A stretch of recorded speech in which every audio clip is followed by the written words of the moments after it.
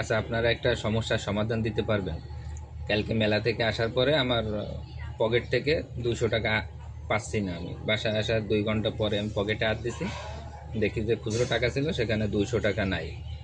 এখন আমার যেহেতু টাকা নাই, আমার তো মেজাজ খারাপ হবেই। হ্যাঁ, তো তোমার তো মেজাজ খারাপ হবে, টাকা হারিয়ে গেছে। তা আমার টাকা রাইছে, আমার তো মেজাজ খারাপ হবেই। এখন এই জন্য আমি যেই গালাগালি শুরু করছি। হ্যাঁ। গালাগালি তো দেবই, অবশ্যই আমার টাকা রাইছে, আমি গালাগালি দেবো না?